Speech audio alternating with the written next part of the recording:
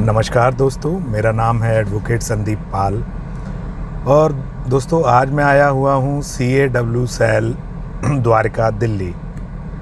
मैं आपको बताना चाहूँगा कि ये जो CAW सेल है, इसकी फुल फॉर्म होती है क्राइम अगेंस्ट वुमेन सेल।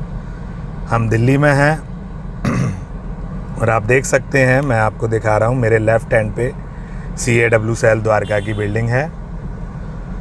दोस्तों, CAW सेल कहें तो दिल्ली में इसे क्राइम अगेंस्ट वुमेन सेल बोलते हैं, और जैसे मैं उत्तर प्रदेश से बिलोंग करता हूं तो उत्तर प्रदेश में इसे महिला थाना बोलते हैं। और कह सकते हैं कि उसी जैसे कुछ कार्य हैं इसके, जैसे किसी महिला को अगर उसके अगेंस्ट कोई क्राइम होता है, अगर उसके अगेंस्ट कोई प्रॉब्लम है, तो वो CAW सेल में जा सकती है। और यहाँ जैसे CAW सेल में मैं अपने क्लाइंट के साथ आया हूँ क्योंकि उसकी वाइफ ने 498A के अंतर्गत, यानी दहेज के लिए प्रताड़ना के अंतर्गत यहाँ एप्लीकेशन दी। दोस्तों, दिल्ली में ये रूल है कि आप दहेज के लिए अगर एप्लीकेशन देंगे तो उसमें पहले जांच होगी, जांच के बाद ही पुलिस उसमें कुछ और करेगी।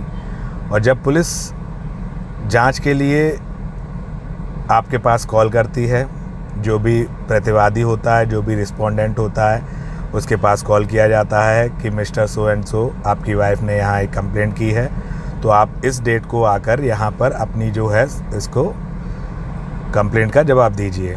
ये मेरे क्लाइंट हैं, ये मुझे ऑनलाइन ही मिले थे। इन्होंने मुझे फ़ोन करके बताया कि ऐसे ऐसे इनके पास दिल्ली CAW सेल से एक इंस्पेक्टर का फ़ोन आया है और इन्होंने वहाँ CAW सेल बुलाया है। तो दोस्तों, हम दोनों ही लोग CAW सेल में अंदर गए। वो क्लाइंट अपनी पहचान नहीं बताना चाहते हैं, तो इसलिए हम उन्हें डिस्क्लोज़ नहीं करेंगे। आपके पास जब भी CAW सेल का फ़ोन आए तो दोस्तों घबराने की ज़रूरत नहीं है। ये एक तरीके का रिकॉन्सिलिएशन सेंटर है, मध्यस्थता केंद्र है, जहां पर जो भी अधिकारी बैठे होंगे वो अधिकारी आप दोनों पति पत्नी के बीच में सामंजस्य बिठाने की कोशिश करेंगे कि आप दोनों में सुलह हो जाए, समझौता हो जाए और आपका घर फिर से बस जाए। और अगर आपका घर फिर भी नहीं बसता है तो उसके बाद आपके खिलाफ FIR का आदेश किया जाएगा। तो दोस्तों, हम आए यहाँ CAW सेल में, देखा हमने बहुत भीड़ है, बहुत सारी महिलाएं हैं, महिलाओं के साथ उसके परिजन भी हैं और काफ़ी लोग वहाँ मौजूद थे। पूरा खचाखच भरी हुई थी गैलरी, लोग एक दूसरे की बारी आने का इंतज़ार कर रहे थे। CAW सेल में आके कंप्लेंट दी जाती है। जैसे हमारे पास फ़ोन आया तो हमारे पास कंप्लेंट की कॉपी नहीं थी, तो उसके लिए हमने क्या किया, उसके लिए हमने फ़ोन किया। जिन SI साहब का फ़ोन आया था, हमने उनको बोला, मैम हमें कंप्लेंट की कॉपी चाहिए। तो मैम ने कहा नहीं, आपको कंप्लेंट की कॉपी नहीं मिल सकती है, आपको RTI के थ्रू, राइट टू इन्फॉर्मेशन के थ्रू आपको ये कंप्लेंट की कॉपी लेनी होगी। तो हमने RTI की रिक्वेस्ट डाली। RTI की रिक्वेस्ट में हमारे पास जवाब आया कि आप सेक्टर 19 द्वारका में जो RTI सेल है DCP ऑफिस में, वहाँ जाके कंप्लेंट की कॉपी ले लीजिए। हम यहाँ आने से पहले वहाँ गए, वहाँ जाके हमने 12 रुपये की फ़ीस जमा की, जो कि 6 पेजेस की कंप्लेंट थी। उसके बाद हमें उस कंप्लेंट की कॉपी मिल गई।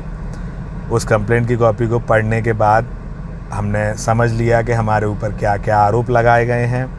उसके बाद मैं और मेरा क्लाइंट यहाँ आ गए हैं। यहाँ पे जो रिकन्सिलिएशन सेंटर है और जो ESI हैं, वहाँ किसी भी व्यक्ति को, मतलब कंप्लेनेंट और रिस्पोंडेंट, यानी वाइफ और हस्बैंड के अलावा किसी भी तीसरे व्यक्ति को जाने की इजाज़त नहीं है।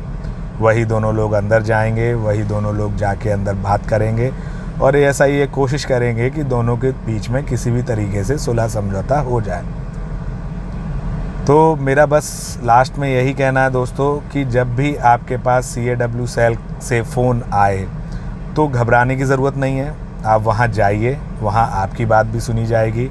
आपकी वाइफ ने तो वहाँ कंप्लेंट कर ही दी है, लेकिन आपको बुलाया गया है, आप जाइए, अपनी बात को रखिए। अपनी बात को रखने के बाद उन्हें बताइए और डरने की ज़रूरत नहीं है, क्योंकि यहाँ पे आपकी कोई अरेस्टिंग नहीं होती है। यहाँ पे सिर्फ बातचीत होती है।